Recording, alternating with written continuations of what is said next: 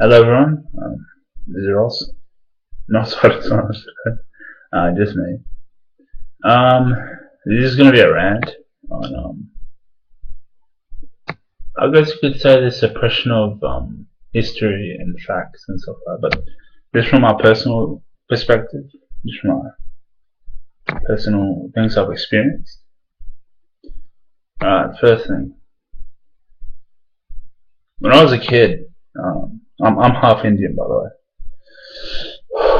So when I was a kid, like it'll piss me, like it'll weird me out, and sometimes it'll irritate me when my mates would take the mick out of me for being half Indian. That actually happens quite a lot. All you Indians who grow up in the Western country will know you don't really belong with the Asians or the bloody Muslims or the Arab people or the black people. You don't really belong with the white people. And if you're half Indian and half white, and you go up in some schools, depending on the school location and stuff like that, at times it can be even harder to fit in. So yeah. But otherwise, be a confident guy, for a good person, it can be very easy. But when you have a bit of pain on you, people are always like, what is wrong with you? What's wrong with you? So they're always picking you. So me, being an open, switch person, taken on board by people's timers and stuff constantly, which has just been a constant thing since as far back as I can remember. I've always, had a heavy load on my shoulders, but it's something that's broken me. I've always come out on top. But yeah, basically, when I go to my mom and question about I was Indian, something like that, she'd be like, you should be proud that you're Indian. We have such a rich history. And then she would go on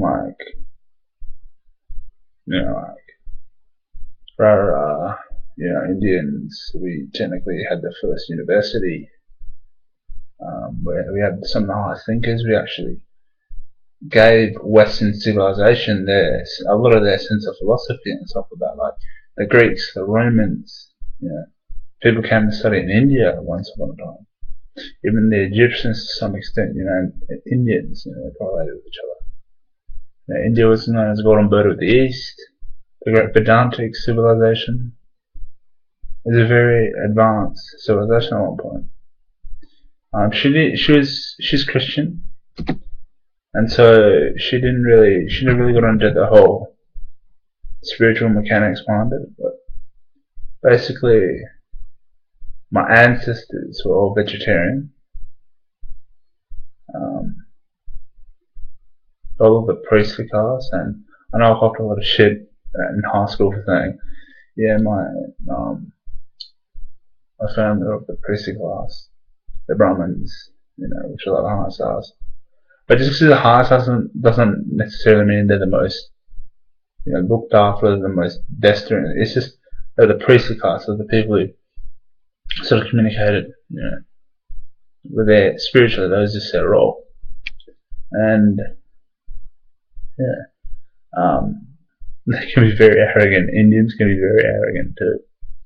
But a lot of my relatives in India are still Brahmin, are still Hindus, are still strict vegetarians. That's also where I get my blood type from. I'm A. I'm not getting into whether I'm A positive, A negative. That's someone's business. I don't want to put that information out there. And then, as I grew up, we get taught white history, but we don't even get taught the proper white history.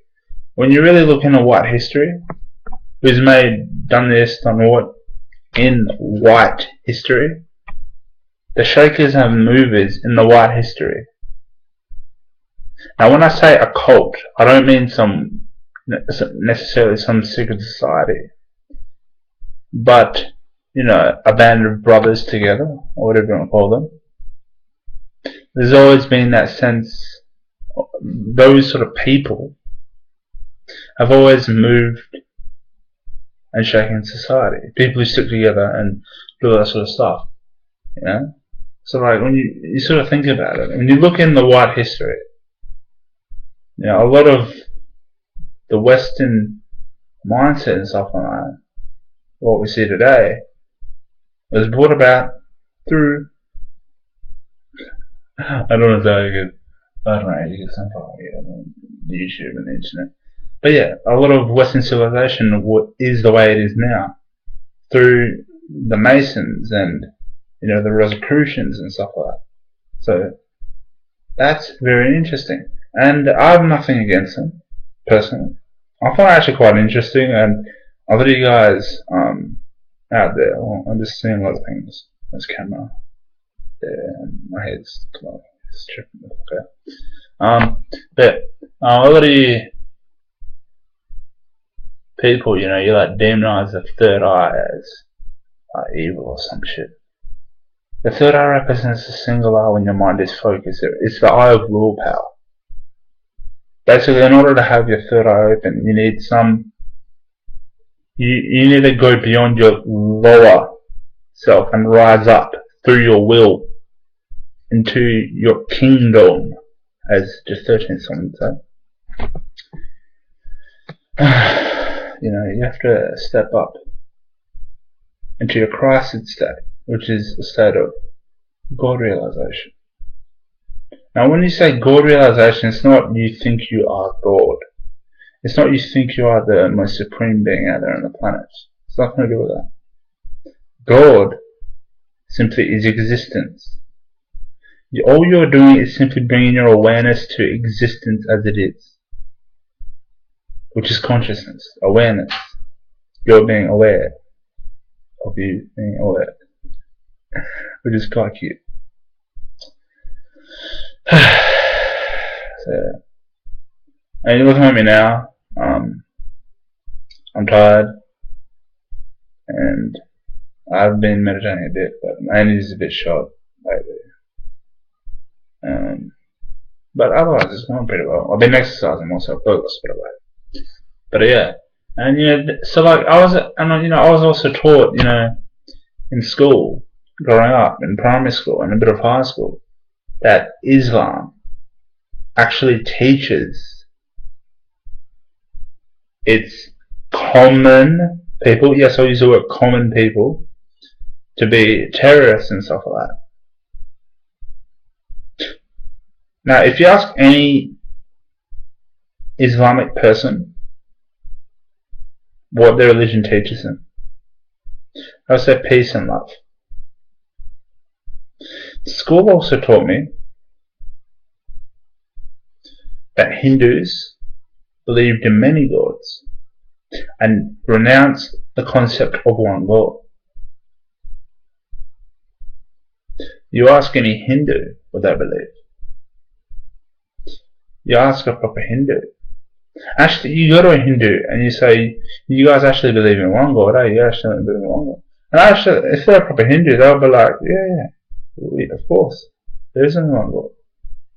And that throws a lot of people off because they're like, well, how can they believe in many gods and then one God?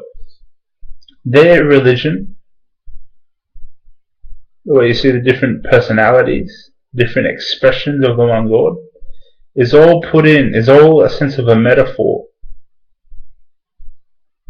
on how to experience God. That's it. And so they have all these different expressions to give you could say on some of the different ways to express or to experience God or to see God. But they believe that these little expressions are the many facets of the one God. And that it's just pretty much like a philosophy, a metaphor type of thing. You know, to understand God. But, you know, it's just all sort of metaphorical.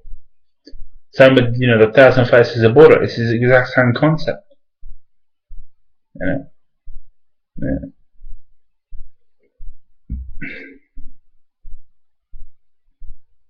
Yeah. The more I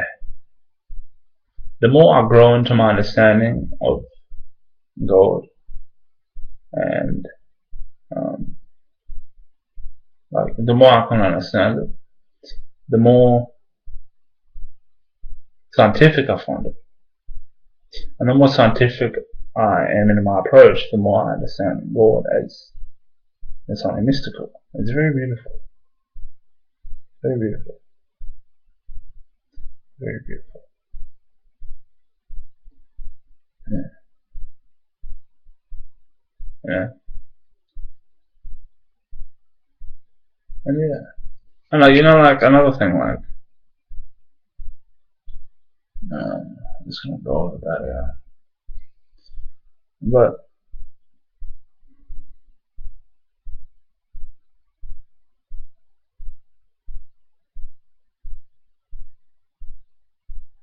we were conditioned on some level, to be against like marijuana and stuff like that. Now I don't smoke marijuana, even though I probably look stoned as fuck right now. I'm just in a state of meditation and samadhi. And yes, samadhi and meditation. Alright, marijuana gives you a glimpse in the higher consciousness. That's what it does. Now, being in higher consciousness, being in samadhi, is like being high, but bringing your coherence to the high. So, hold on. There's people over there doing stuff. So basically, what a lot of the yogis and the rastas do, which the Western people don't do, is different. What the yogis and the rasta will do is they bring their sense of coherence to the high. So they're coherent within the high, high within the coherence. And so the rasta, like we were taught that, like on some level that the rastas worship the ganja. They don't necessarily worship the ganja, but they see it as a tool. Some of the yogis are the same thing, some of them. Basically what they do is, they smoke it, they get high, but they bring their sense of coherence through mantra, through song, through worship, through meditation, through focus of will. They bring their coherence to the high, and they bring their high to the coherence. Eventually they won't really need this, so like, oh yeah, these are little things, you do it, but eventually they can get there without smoking ganja, And that's what a lot of shamans do with stuff like ayahuasca and DMT. Eventually they don't need it, because they learn how to bring their high to that state, their coherence to that state, and that state to their coherence. But what I love about meditation and stuff is it gets you to do that stuff naturally without any drugs. And you see me right now, I'm looking quite high, I'm looking very relaxed, and my eyes are a bit shiny, a bit reflective. Yeah, so I probably look stoned to you guys right now. I probably look stoned as fuck. I have not smoked marijuana in 3 years. I don't need it to get high anymore. I don't need that. If I just feel like bringing my coherence to the high that is God, I just meditate. Yeah. Meditate or just focus. Focus on a state of being, that's another thing too, Just focus on the natural state of being as you naturally are. Without the pain. Once you've overcome your pain and attachments, once you come to accept it, you naturally feel high. Right. Yeah. At the moment, like, if you're experiencing that, I'm a bit sad or something, I'm purging a bit of pain. Just lots of stress at home and shit. But it's constant, Yeah. But anyways, have a good day. Or night.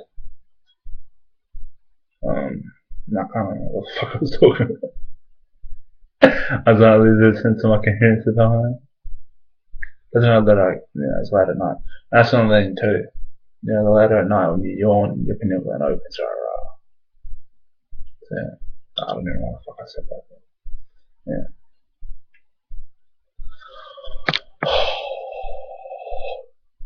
So I'm tired too. wasn't it?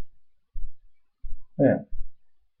Much love, namaste, and catch you on the flip side.